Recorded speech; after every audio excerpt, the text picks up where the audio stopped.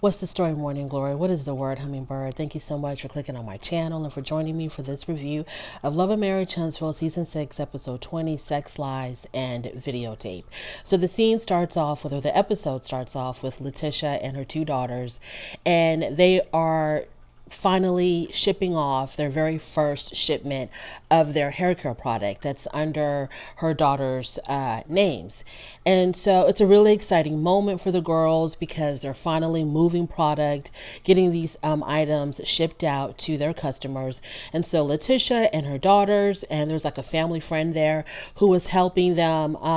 They had like a little assembly line going on. Like one person does this and it moves on to the next person and it moves on to the next person in the packaging process. So they had their own little thing going on. The girls were excited. Letitia, I know, must have been really proud of her daughters because they're finally seeing the end result of their business, finally taking off, getting the product to the customer. So Marceau walks in and completely ruined the whole entire moment because Marceau walks in and he has to start off with criticizing how they've got their assembly line going. And he's like, you don't do it like this. You got to do it like that. And I'm thinking, why does everything have to be so doom and gloom with this guy? Like, he cannot control himself. Whenever he shows up somewhere, whenever he's speaking to someone, it's always in a really critical fashion. And it's like he can't just be supportive and encouraging about anything. Like when Letitia wanted to go back to school and become her own businesswoman, he had to critique that. He has to critique every little thing, including his own family. And I don't understand why he just cannot be 100% supportive and be like, y'all are doing such a great job, girls. Y'all are really getting the hang of this. I'm so proud of you. But he comes in there and he's like, what are y'all doing? You don't do it like this and you don't do it like that. So I was over Marceau. As soon as he walked in, I was already over him. So then so the girls leave and him and Letitia talk about Stormy's attitude. Evidently, Stormy and Letitia had met up. And from what I could tell of the meeting that they showed, the flashback scene of the meeting that they had, Stormy was the one that had to ask Letitia, was she herself out of line for the things that she had said about Marceau? So she was like, so Letitia, do you think that I was wrong for calling your man a bitch? Do you think that I need to stop doing that? And I'm thinking, why isn't Letitia telling her, girl, the way you called my man out, the way you called him out of his name, I don't appreciate that. You were wrong for that. And you need to apologize. But no, Tisha said nothing like that. It was Stormy that had to bring it up. And it was Stormy that had to ask Letitia, when I did this, was it wrong? Do I need to stop doing that? And Letitia was just like, yeah. Yeah. But then she tells Marceau that she had to put Stormy in her place and tell her how disrespectful she was. But only after Stormy asked you if you thought she was disrespectful. So Marceau tries to do some damage control because he knows that at the town hall meeting that he said he came off really misogynistic because he is.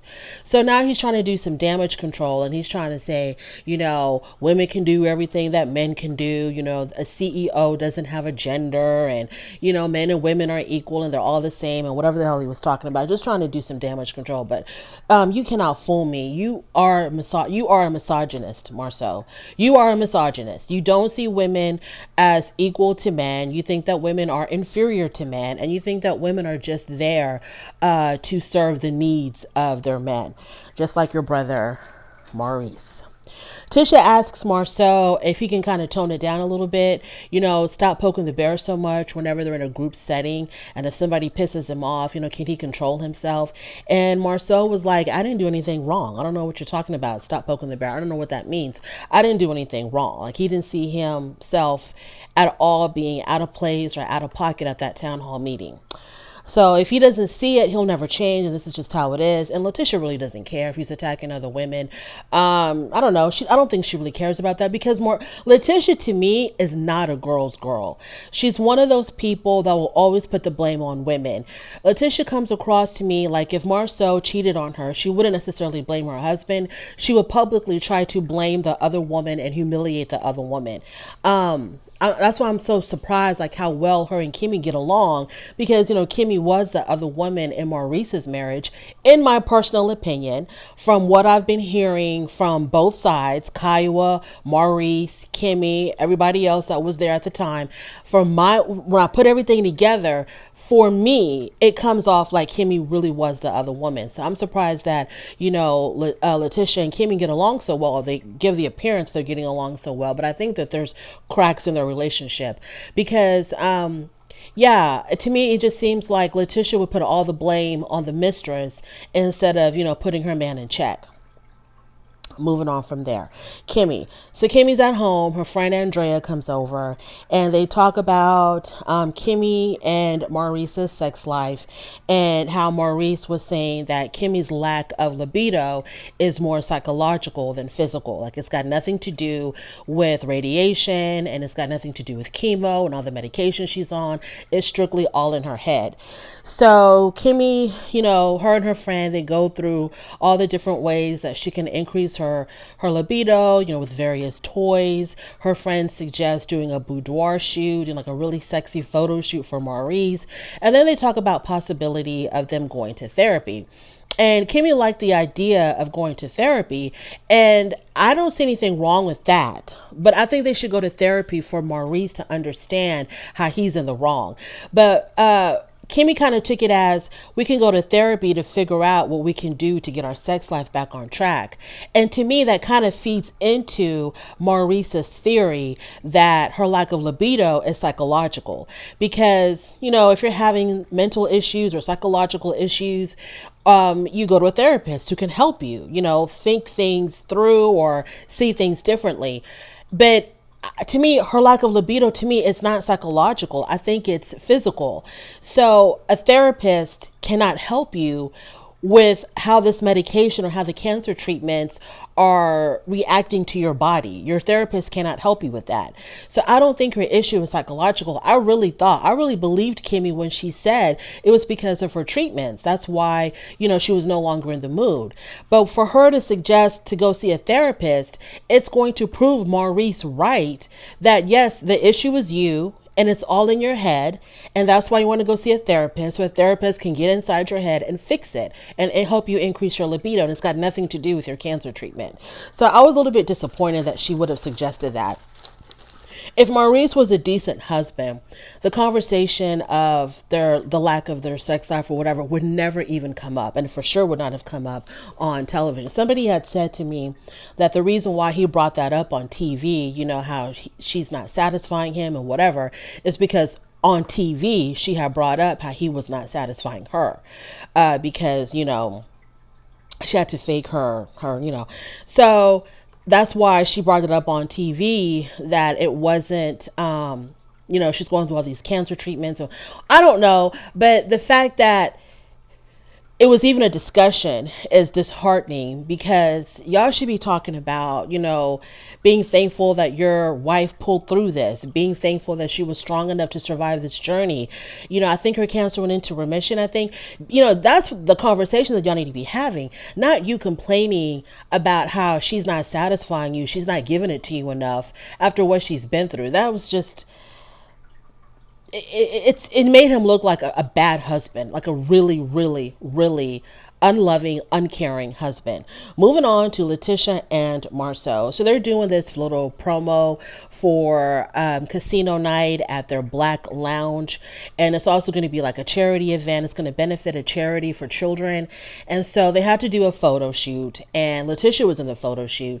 And she was supposed to come across as, very sexy and alluring and flirtatious.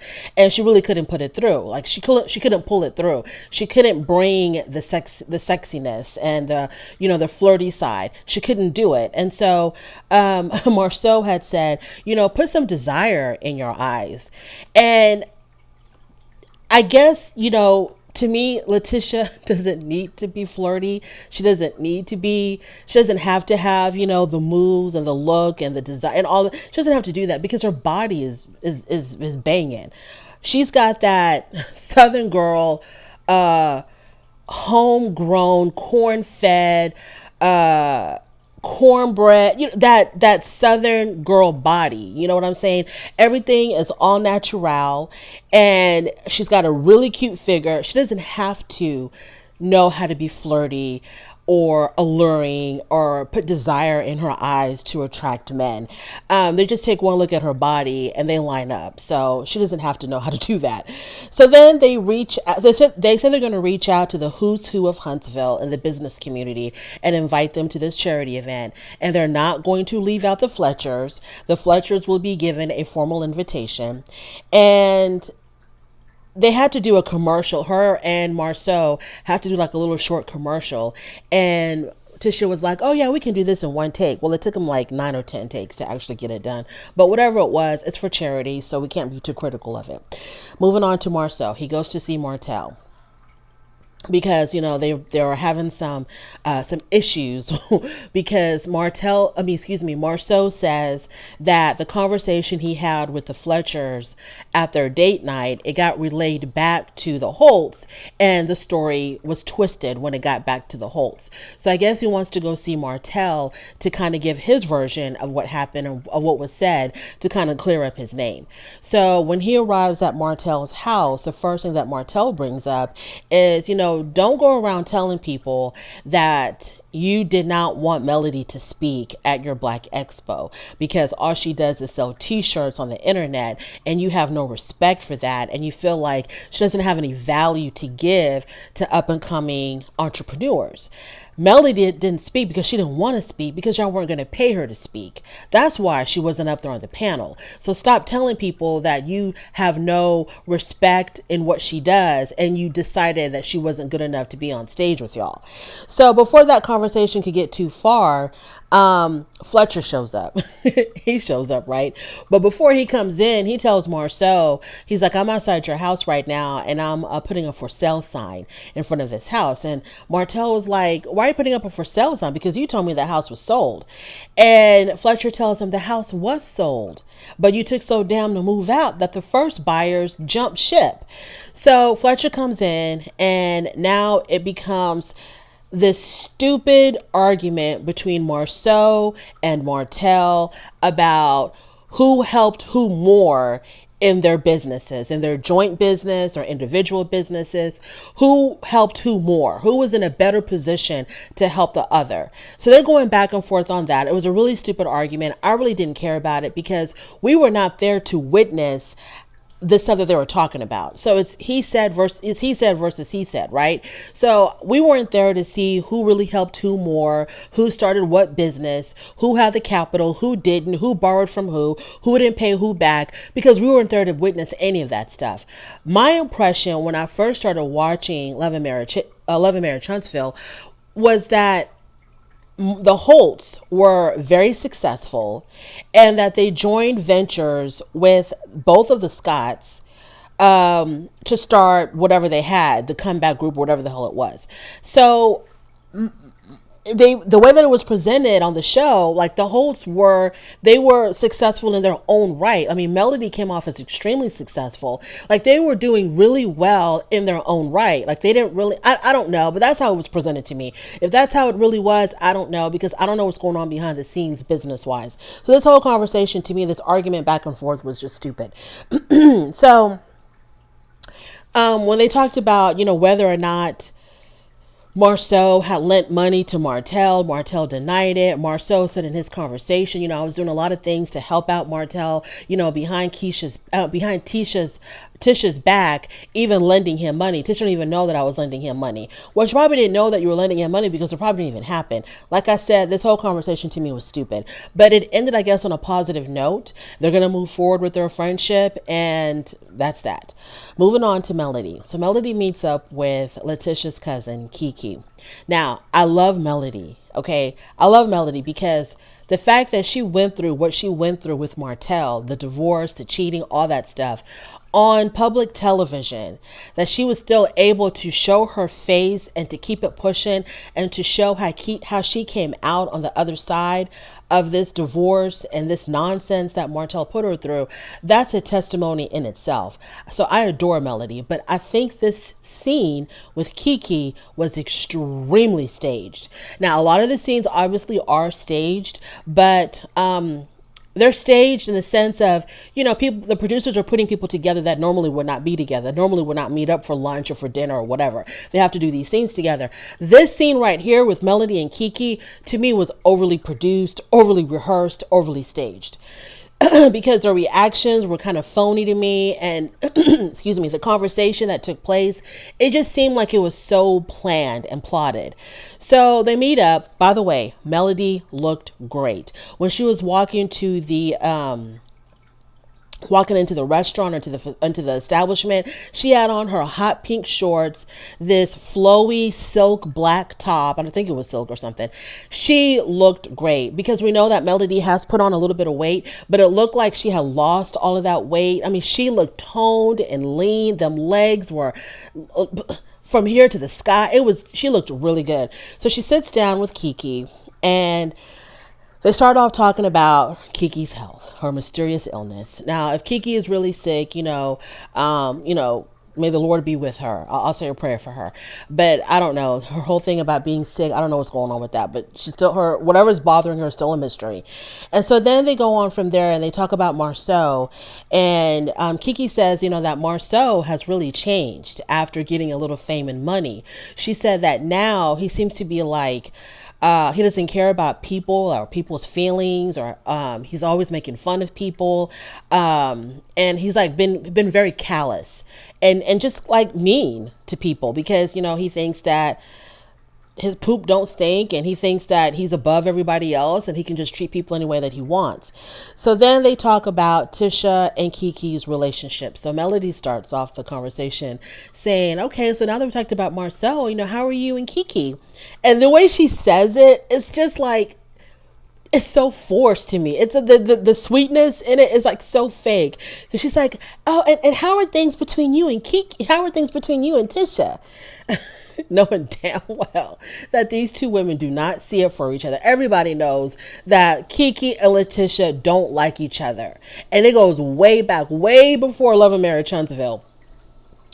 So Kiki says, well, I thought we were doing great, but it seems like our relationship has taken 2 steps back, or a few steps back.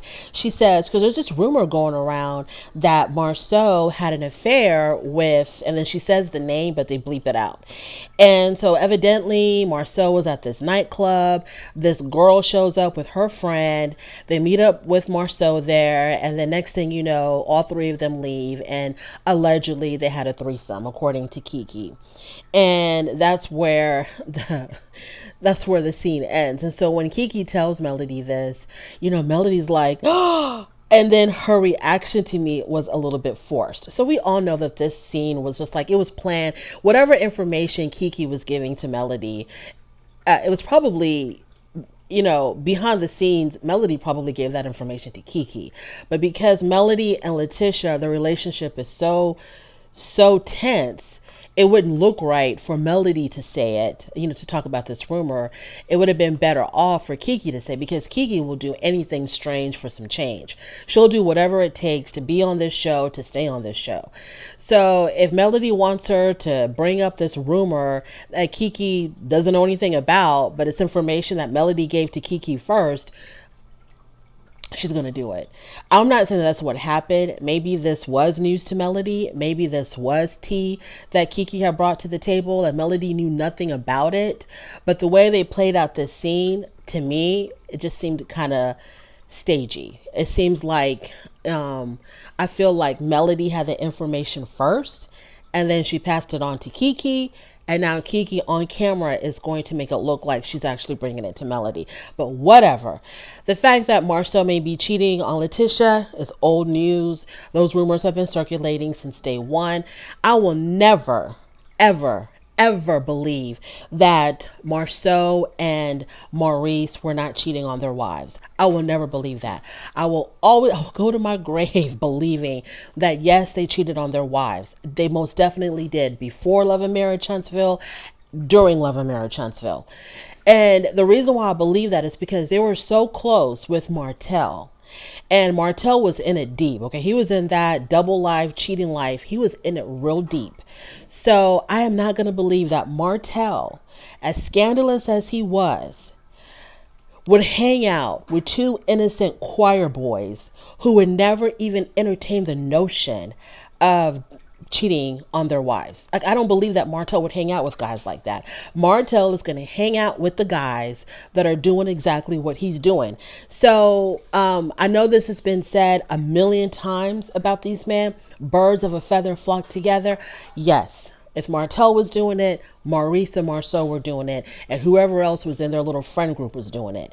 And even Chris Fletcher cheated on Nell. And Chris Fletcher, out of all these men, seems to be like the most upstanding of them all. Even he, dipped and dabbled a little bit in the cheating zone.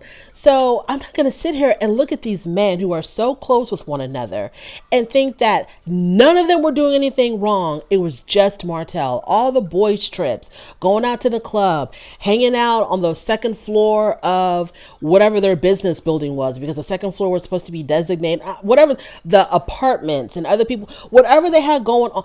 Look, y'all, there's no way I'm going to believe that Martell was hanging out with men who were just like appalled and shocked that, there's husbands out there who cheat on their wives and they would never partake. So now you just have to figure out, we don't even have to figure, it doesn't even matter which rumor is true, which rumor is false. Out of all these rumors floating around, some of them are true and some of them are false. Point blank, period. Yeah, that's it. We're going to see how Marceau tries to double talk Letitia out of believing this rumor. Thank you so much for joining me. I really do appreciate it. On your way out, please don't forget to rate the video, like this content, subscribe to my channel, and I will definitely talk to you later. Bye.